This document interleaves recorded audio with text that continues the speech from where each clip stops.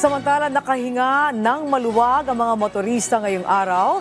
Ito'y dahil epektibo na ang bawas presyo sa mga produktong petrolyo. At bukod dyan, may handog din na diskwento ang ilang mga kumpanya ng langis na target gawing pangmatagalang programa ng DOE.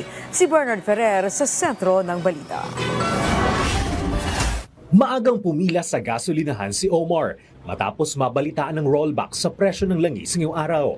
Ayon kay Omar, na isang rider ng ride-hailing app, malaking ginhawa ito sa araw-araw niyang gasto sa gasolina, lalo na't hindi maiwasang lumaki ang konsumo kapag malalayo ang biyahe ng kanyang mga pasahero. Ngayon po ay nagpapa-full tank po ako ngayon para kahit pa paano madama natin yung rollback na Yung full tank po magkano?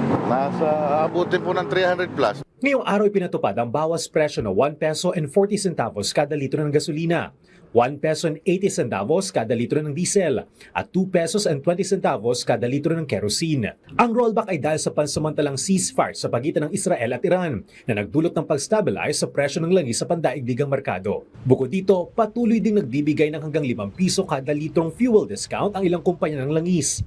Kabilang sa mga nakikinabang dito ang mga Public Utility Vehicle o PUV, Transport Network Vehicle Service o TNVS, pribadong motorista at ang mga gumagamit ng fleet cards mula sa oil companies. Ang hakbang na ito ay bahagi ng pagtugon sa epekto ng biglaang pagtaas ng presyo ng petrolyo noong nakarang linggo bunsod ng tensyon sa gitnang silangan. Samantala, inihayag ng Department of Energy o DOE na pinag-aaralan na nila ang posibilidad na gawing pangmatagalan ang fuel discount program para sa mga PUV.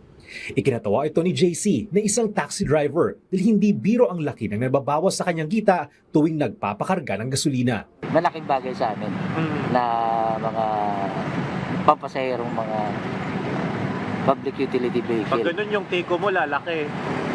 Kahit pa paano, malaking bagay, malaking tulong.